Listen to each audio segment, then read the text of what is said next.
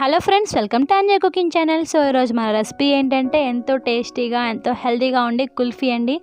పిల్లలు అయితే చాలా ఇష్టపడతారు. ఈ కుల్ఫీని ఎలాంటి మౌల్డ్స్ లేకుండా, ఎలాంటి ఫ్లోర్ లేకుండా తయారు చేసుకోబోతున్నాం. ఇంకెందుకు ఆలస్యం, ప్రాసెస్ని స్టార్ట్ చేసేద్దామా. ముందుగా ఒక ప్యాన్ తీసుకొని దాంట్లోకి వాటర్ వేసుకోవాలి.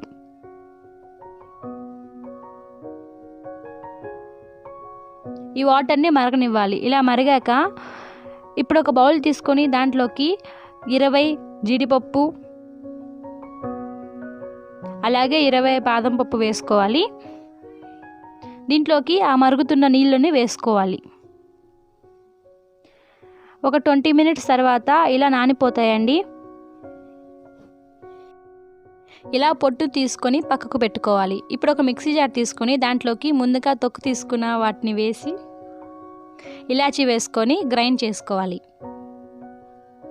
ఇప్పుడు ఒక ప్యాన్ తీసుకొని దాంట్లోకి 1 లీటర్ వరకు మిల్క్ వేసుకోవాలి.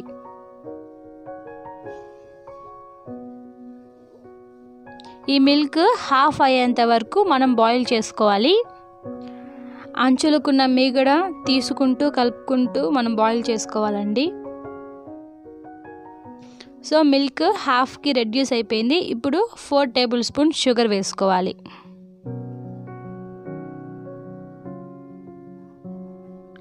షుగర్ వేసుకొని మిక్స్ చేసుకోవాలి. ఇప్పుడు దీంట్లోకి ముందుగా మనం మిక్సీ పట్టుకున్న దాన్ని వేసి కలుపుకోవాలండి. దీనివల్ల మన పాలకి చిక్కదనం వస్తుంది.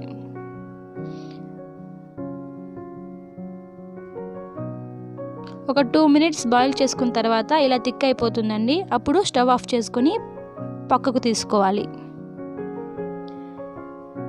ఇప్పుడు దీంట్లోకి ఫ్రెష్ క్రీమ్ వేస్తున్నాను. ఫ్రెష్ క్రీమ్ అంటే ఏం లేదండి, పాల మీద ఉన్న మీగడే. సో వేసుకుని మిక్స్ చేసుకోవాలి. ఇప్పుడు దీంట్లోకి నేను ఫుడ్ కలర్ వేస్తున్నాను. మీకు నచ్చకపోతే స్కిప్ చేసుకోవచ్చు.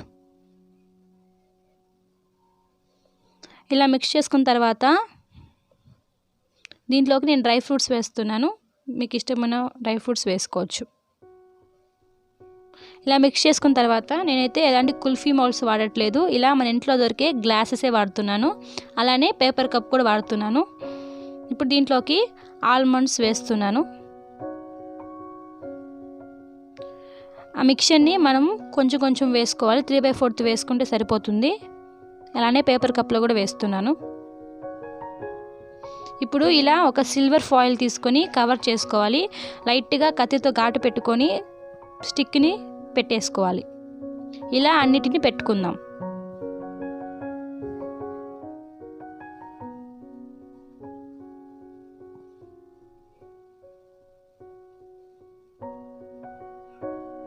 వీటిని ఓవర్ నైట్ ఫ్రిడ్జ్లో పెట్టుకోవాలి. ఓవర్ నైట్ తర్వాత ఇప్పుడు ఒక పాత్రలో వాటర్ తీసుకోవాలి.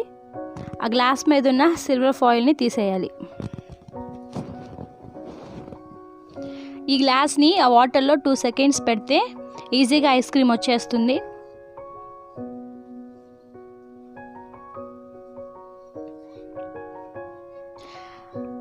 పైనుంచి ఆల్మండ్స్ గార్నిష్ చేసుకుంటే చాలా బాగుంటుంది.